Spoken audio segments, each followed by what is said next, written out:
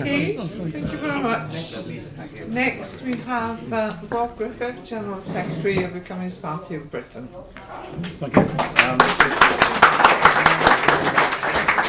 Well, I don't know whether it's good news or bad news for Mark, but I haven't voted for him in this current Labour leadership election, although my union has sent me a ballot form, and I do pay my political levy, a large proportion of which I know goes to the Labour Party.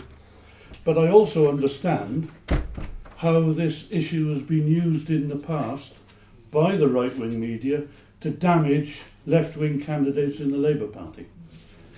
Some of the right-wing daily national papers seized upon the fact that non-Labour Party members voted for Jeremy Corbyn in the leadership elections, and they used it. And in particular, they used the fact that some fringe Communist Party, far smaller even than ours, had advised its members to vote for Jeremy Corbyn and couldn't wait to tell all the right-wing newspapers that that's what they'd done, knowing that the right-wing papers would be delighted to report that.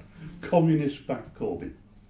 So we have taken a decision in the Communist Party from the beginning that unless and until a relationship exists in which that vote can be exercised openly, democratically, with the agreement and consent of the Labour Party, that we would not do that, because it would provide an excuse for the right wing of the Labour Party and the right wing media to attack the legitimacy of the result.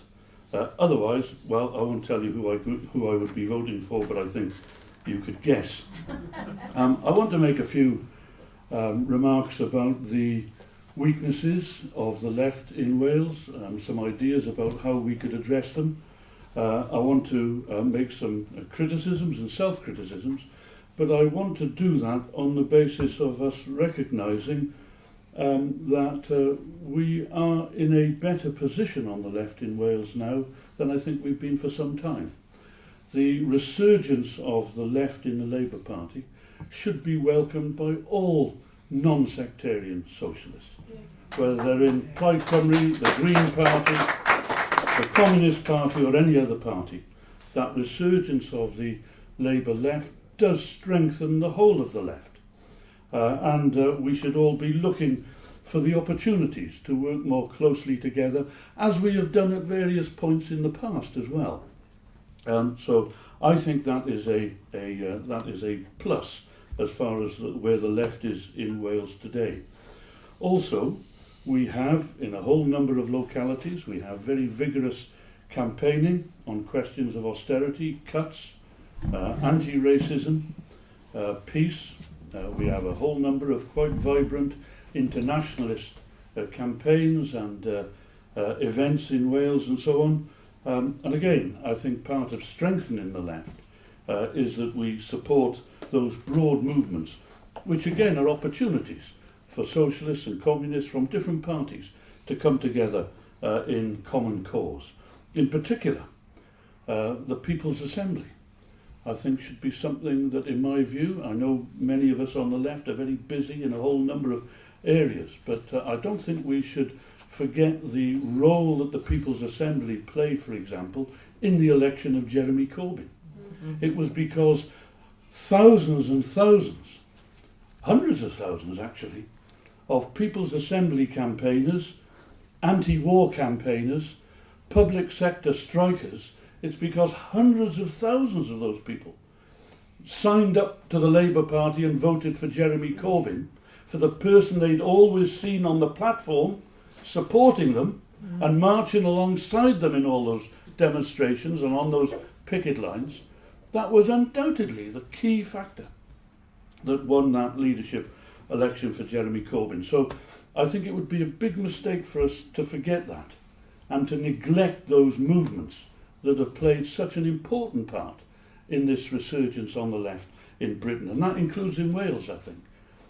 We have a lot of work to be done to build the People's Assembly, to strengthen CND Cymru, Labour CND in Wales and so on. Our internationalist movements and initiatives, such as the terrific El Sueno Latin American Solidarity Festival that's going to be taking place in Merthyr, August the 16th to the 18th.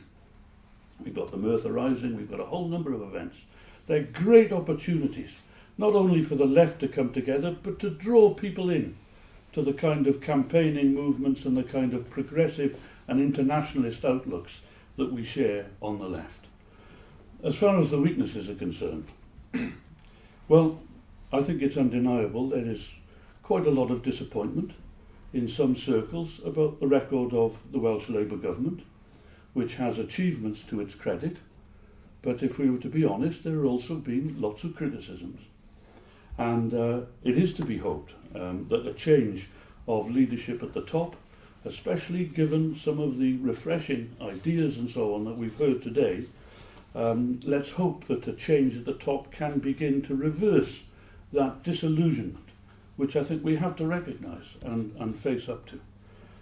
For example, I think there's been a failure of the Welsh Labour government to do enough to explain to people on a mass scale, otherwise it's not going to get home, to explain to people the extent to which it has been centrally imposed austerity policies that have caused Welsh Labour to make some of the hard decisions it's had to make. I'm not justifying all of those decisions either, by the way, but nevertheless, people are only going to understand this if it's taken out to them on a mass scale. There are some, for example, there are some local authorities, Labour authorities in England, that have called big meetings, that have issued materials to go all around the houses, saying, we're sorry we have to cut this and cut that. We've used some of our reserves, but please remember where this austerity drive is coming from. It's not coming from us. And that needs to be explained, I think, in a big way. And that's more important than heroic gestures of setting budgets that will get you all sacked, commissioners move in and carry out even more brutal cuts and so on. I think there's been another problem with the weakness that has been there for a long time in terms of the political leadership that could be offered by the Wales TUC. Again, let's be blunt about these things. Don't want to individualise it, but the reality is that the Wales TUC could be playing a much more dynamic political role, as well as trade union role in Wales, and it has been failing to do so over a very long period of time, with some exceptions. I think when we had the Wales TUC march against austerity, that certainly injected a little bit of spirit and drive into the anti-austerity campaigning in Wales. We had some terrific work done, coordinated by the TUC, to recruit and support and defend migrant workers. But apart from those rather isolated examples, we don't get anything like the political lead that the Wales TUC would be in a position to give, and which large sections of the Welsh media are wide open to reporting. They're not given anything to report. But of course that's primarily a job for trade unionists to have to try and correct.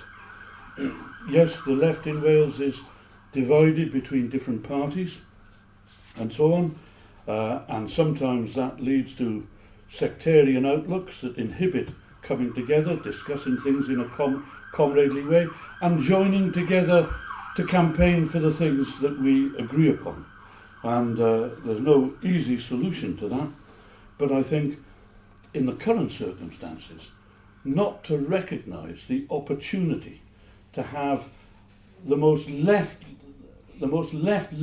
Labour, I'm choosing my words very carefully, the most left-led Labour government in our lifetimes, to dismiss the significance of that opportunity, I think is sheer sectarianism. Jeremy Corbyn, we know, is in a very difficult position. He's in a minority in his own shadow cabinet on a whole number of issues. He's certainly in a minority in the Parliamentary Labour Party on almost every issue. And we have to understand that. It means compromises and so on. But nevertheless, to concentrate only on the right wing of the Labour Party, the compromises and criticising the compromises that have to be made is a big mistake. I think the ruling class in Britain, by the way, is absolutely clear. They are totally opposed to any prospect of Jeremy Corbyn becoming the Prime Minister of Britain. He is not a member of the club. He's never been a member of the club. He's always been the sharpest critic of the club. And any idea that as Prime Minister he might be able to get his hands on the information about what the British state actually does and how it operates is a prospect that terrifies them. So the idea that we should say, well, it doesn't make a great deal of difference, he's going to be a prisoner of the right anyway, and so on, is an enormous mistake. The ruling class in Britain knows full well what's at stake in the next general election, and they will pull out all the stops to try and prevent a Labour victory, for as long as it means Jeremy Corbyn in number 10 and John McDonnell in number 11. And in terms of the dirty tricks, quite honestly, we ain't seen nothing yet. We've seen all the smears and all the lies and so on. I suspect we have seen nothing yet. There will be far, far worse things alleged against Jeremy Corbyn in the run-up to the general election than anything we have seen so far. And our duty in those circumstances, I think, is very clear. I don't think we should compromise with these questions. I pay tribute to the Morning Star, which has not yielded an inch to this disgraceful smear campaign that Jeremy Corbyn, of all people, is somehow anti-Semitic. The Morning Star hasn't yielded an inch to that. And I think that's provided a great rallying point, including for Jewish members of the Labour Party, a great rallying point to counter-attack against smears of that kind. But we're going to have to show the same kind of resolute, unyielding position of principle in the run-up to the election as well. How we can come together, apart from the kind of mass campaigning where we agree upon and so on, is obviously at events like this. I think the Morning Star appears to be in quite a good position of being able to draw people together from different political organisations and from none. There are other places where we can meet and discuss and where we can campaign together. But I think the Morning Star appears to me to be in a unique position of being able to organise meetings and conferences of this kind. We're discussing a number of perspectives today, but who's to say that the Morning Star, a Wales Morning Star conference next year, not only could be twice the size of this, but just think of the whole number of questions that we could discuss that will lead to action, that will intensify and step up the campaign. And if we've got a Labour government, especially a minority Labour government, if we've got a Labour government by the time of that conference next year, by God, we're going to have to find the ways of working together to intensify levels of extra-parliamentary struggle. I'll just finish by saying, of course, there are dangers and threats of every kind. Brexit has been a divisive issue on the left. I'm not going to be tempted too far down the road of replying in detail to Mark's positions. I understand his positions, I respect his positions. I think he respects the positions that others on the left, in the Communist Party, in the Labour Party, also take, and we reach different conclusions. But I would just make this one point, and that is, in our view, there are major problems with this perspective of Remain and reform. Mark talked about uniting with other forces on the left across Europe in an effort to try and reform the European Union. The reality is, of course, that almost all the kind of forces that Mark may have in mind, the main socialist and social democratic parties in continental Europe, one after another, are disintegrating or collapsing. Their votes have collapsed in France, in Germany, in Spain, in Italy, in Greece. And a major part of the reason for that is not only that some of them have a history of supporting austerity and privatisation measures. Now, thankfully, a Labour Party led by Jeremy Corbyn is not going to go down that road. But linked to that, in many cases, they have a history of being fanatical supporters of European Union membership. And there is a relationship in many of those countries between austerity and European Union membership. Don't forget, it was the failure of elected governments in Italy and Greece to carry out austerity policies that were sufficiently brutal that led to enormous pressures from the European Union and the financial markets that removed those governments from office without an election. And instead of that, you had technocratic governments headed by former leading officials, always unelected of course, former leading officials in the European Union. So although we didn't need the European Union to instruct any British Tory government to come forward with austerity policies, elsewhere in the European Union, where governments have failed to show sufficient enthusiasm for austerity, they have come under enormous pressure from the European Union, and in some cases have been brought down and replaced. And of course that's the struggle going on in Italy at the moment, for example. Now of course we're not going to go over to supporting the right-wing section of that government. The other part of that government is the Five-Star Movement, which whatever else it is, it's right-wing on some issues, it's quite left of centre on other issues. But the position of the European Union is the same. So I have to say, I don't see anything in the record of the European Union over the last 10 or 15 years to change the view that Tony Benn and Bob Crow and others have on the left in Britain, which is that the European Union is essentially a structure and an apparatus for supporting big business power, big business influence, the capitalist monopoly-dominated free market. And I'm afraid I don't think it is reformable. But nevertheless, either way, we will know what position we're in on March the 30th. We know that we agree on a whole number of key questions. We know that we're united against austerity and privatisation. We know that we need a left-led Labour government in Britain. So there is still far more that unites us than divides us. And I'll just say that apart from the potential that is there if we can get a more progressive Labour leadership in Wales, and especially if we can get a left-led Labour government, then I think our work really begins. Not only to defend those governments, not only to keep them on track to fulfil the kind of pledges and manifesto policies that they've been elected upon, but to defeat the enormous reaction that will come from the monopoly capitalist class and the capitalist state apparatus in Britain. And in fighting those enormous challenges, we have to be putting the case for socialism. And we have to be putting a case for socialism that doesn't run away from the mistakes of previous attempts to build socialism, faces up to them, also defends the many positive gains that have been made in the previous attempts to build socialism, but also making it clear we're not talking about instituting any model of socialism that's been used anywhere else.